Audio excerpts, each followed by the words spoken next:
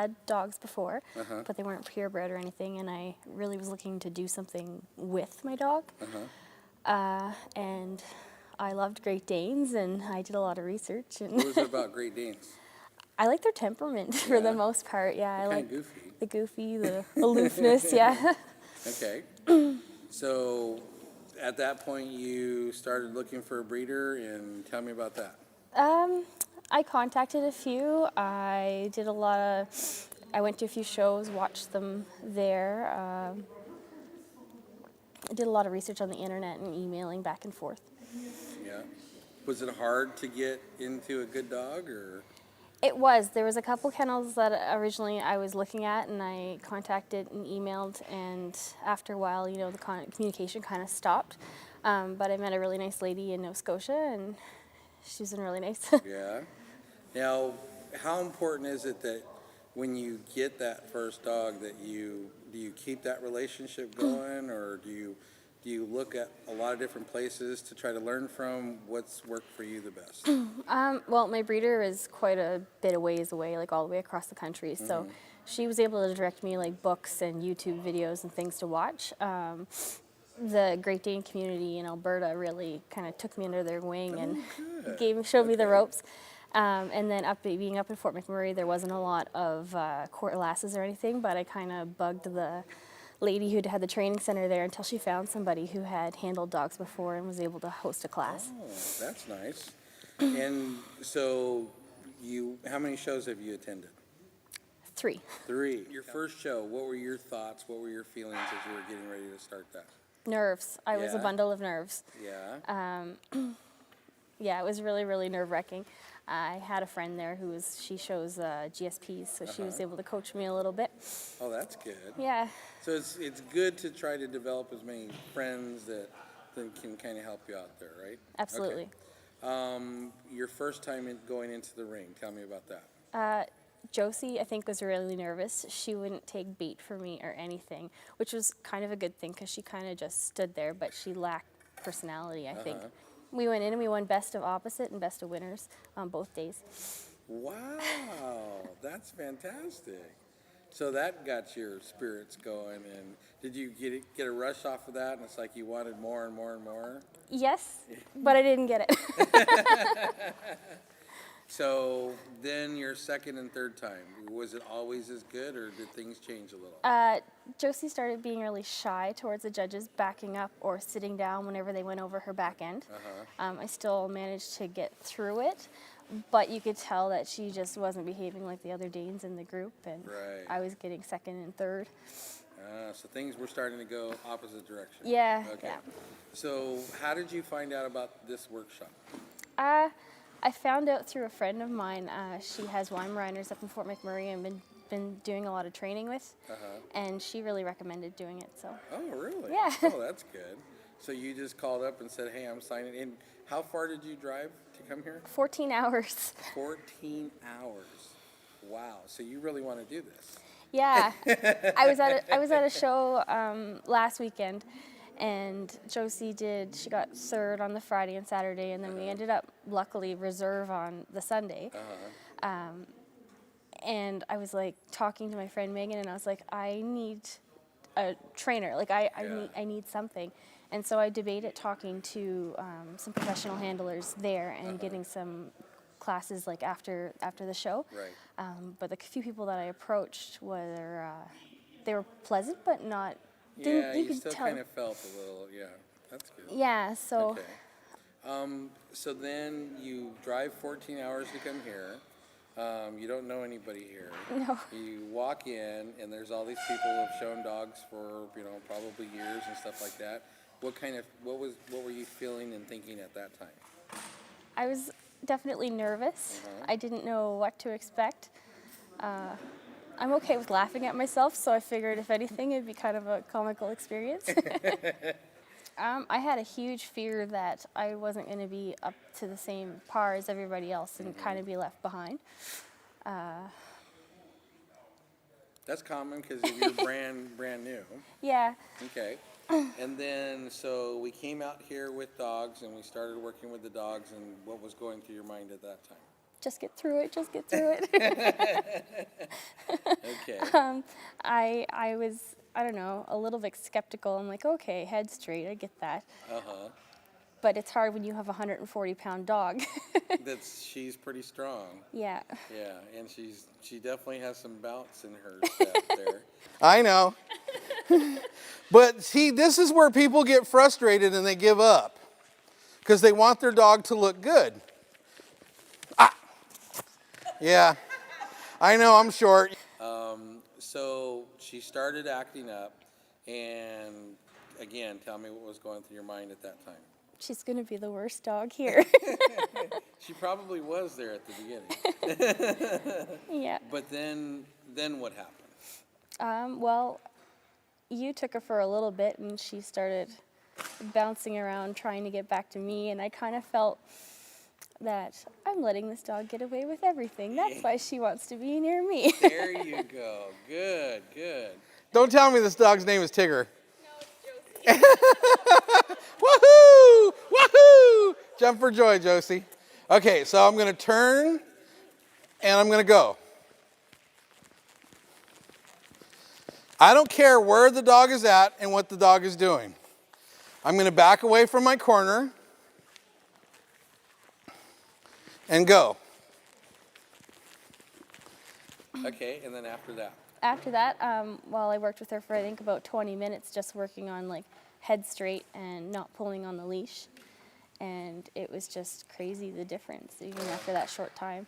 This dog is probably going to throw a tantrum from hell when we try to do the head straight. But that is step number one. Once she gets this dog to hold its head straight, none of this silliness will keep going anymore. All right. And your dog's name again is Josie? Josie, yep. Josie. Why are you standing on me? You're not in charge of me. Come here, Josie. Come here. Okay.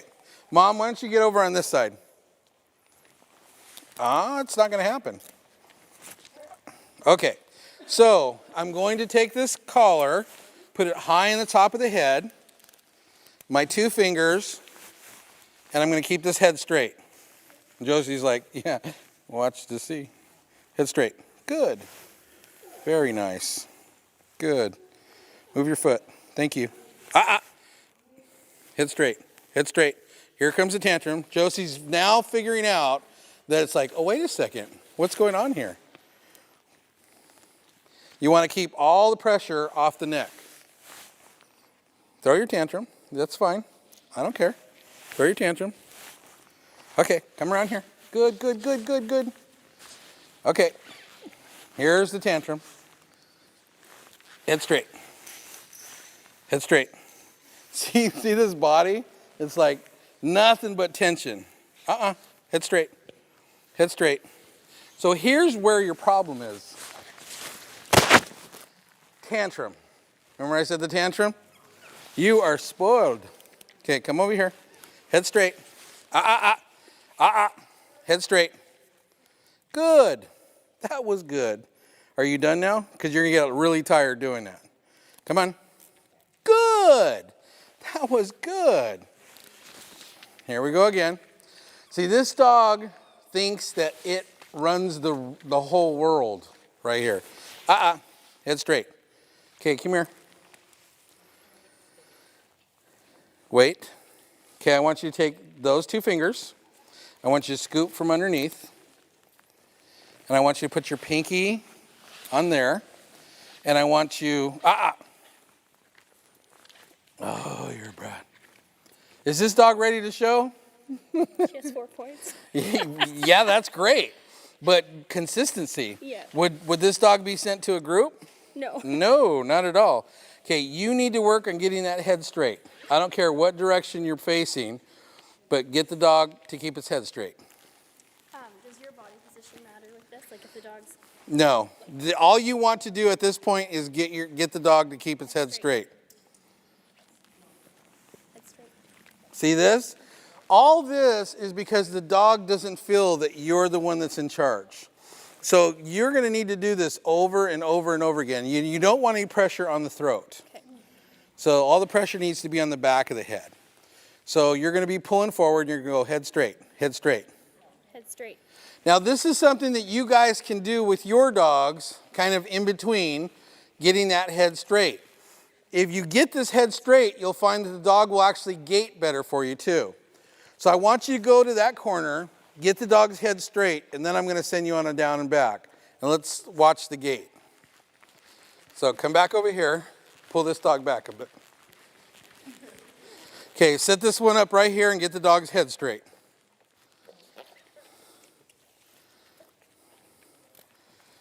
Head straight. Very good. Good. Head straight. Much better. Now give me a down and back. Just the way you were taught.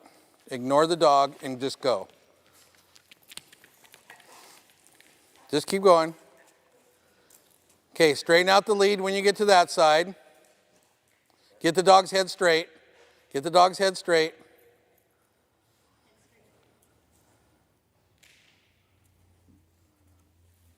Okay, now bring your dog to me. Ignore your dog. Get your hand in position. Don't raise your hand up. Just come to me. Very nice. Get the dog's head straight again. Did you notice that was a little better on that one? Okay, head straight. Don't just say head straight. Make sure that head is straight. Okay, now grab the end of the lead. And I want you to back away from the dog and calmly just walk to the end. Turn. Just keep going. Keep going. Good. Now get your dog's head straight on that corner. Make sure that's head straight. The dog knows that. Okay, don't let, yep. All right, now walk backwards and come back to me. Nice and calm. Don't look at the dog. Just keep going.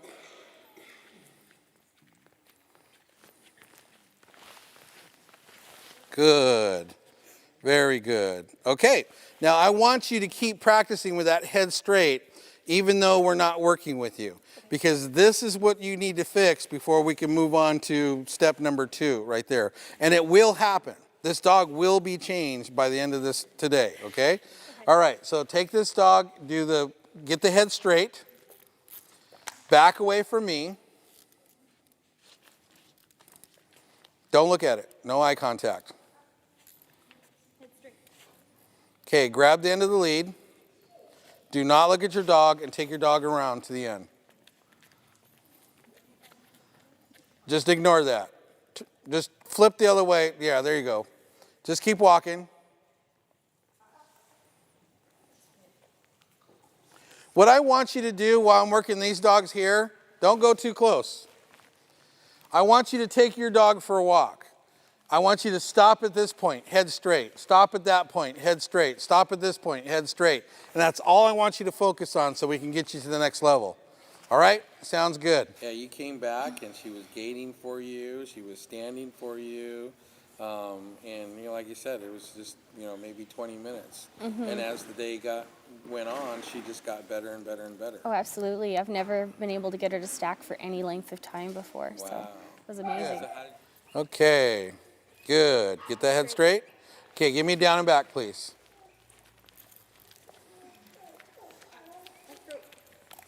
Don't worry about it. Okay. Back to me.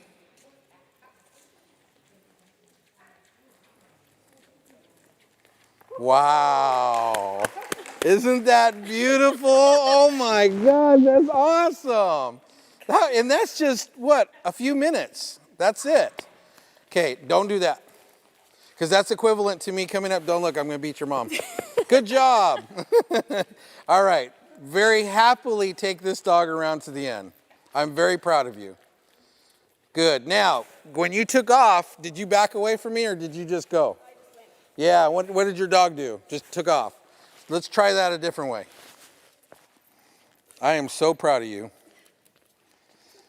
Good. Head straight. Head straight.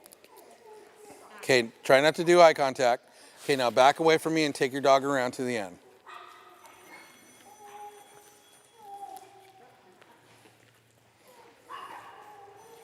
Good, good, good, good, good, good. Good, good, good. How did you feel at that point? Kind of proud. So do you feel that, I mean, there's a lot of people that do a lot of training. Do you feel that, and I do stress that head straight. Do you feel that that it definitely is as important as I stress? Or? Oh, absolutely. Like, it totally makes sense. If you have control of the head, you have control of the dog. Now, do you think there's going to be any difference now when you go to the next set of dog shows with the knowledge that you have from coming here? 100%. It's not going to be her dragging me around the ring now. It's going to be her and I working together and working as a team. Some people feel that when they're doing the head straight, that they're being maybe too demanding on the dog, and sometimes they'll take some of the animation out of the dog or make the dog not want to show. What's your thought on that? Well, my approach previously was always kind of hold behind the head, so it was all, the stress was there on her neck, and a lot of times she's there and she's hitting her head up like Right. this. She's fighting. And she's fighting me, and the only way previously I've been able to find for her to be able Hold on to... one second.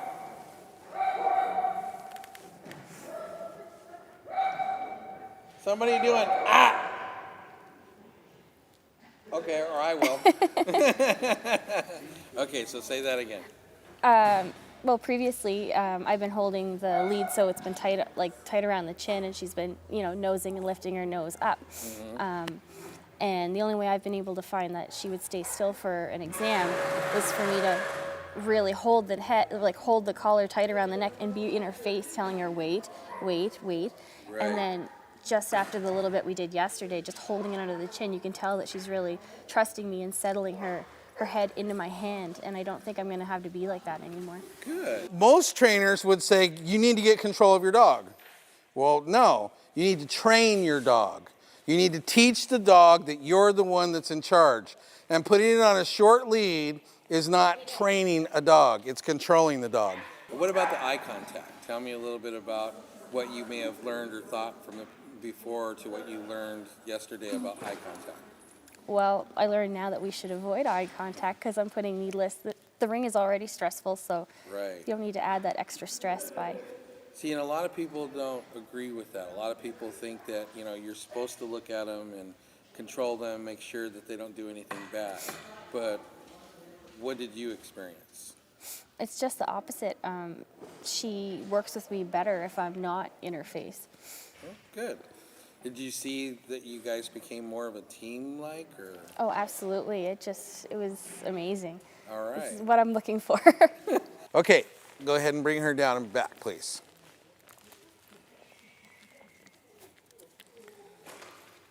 Okay, so palm out. You got it. Palm in, palm out. So you're just kind of walking. You need to use see your palm? Your palm is pointing the direction you want the dog to go. So if you want your dog to go through here, and then here I want my dog to go this way. So try that one more time. The dog's eye should be forward. Right. It's feeling the signal.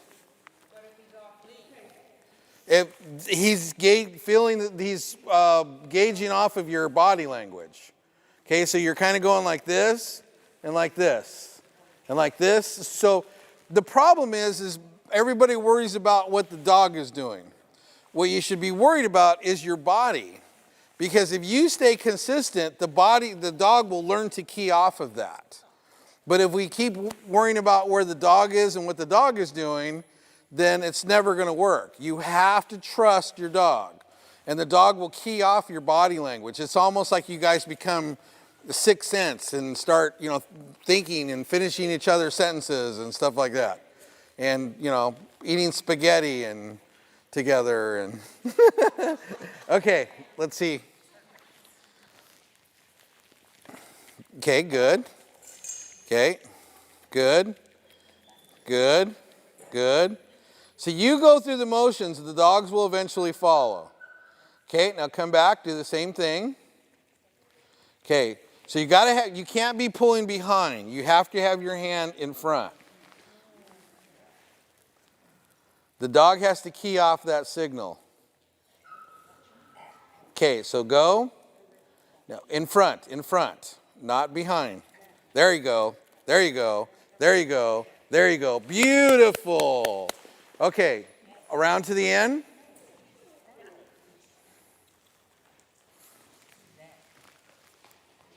Not behind. Get that hand in front. Wow, look at the difference in the gait of this dog. Give her a hand. Beautiful job. So now I'm going to get lots of emails with you winning best in shows and I stuff certainly like that. hope so. All right. Do me a big favor. Just say your name, the area that you're from, and and give me probably the funnest moment about what happened yesterday during the workshop. Okay, well, my name's Melissa Drover, and I'm from Fort McMurray, Alberta, Canada. And I think just the funnest thing was just meshing with my dog. I wasn't fighting her. She was going, and I would slow down, she would slow down. There was no pulling my arm off.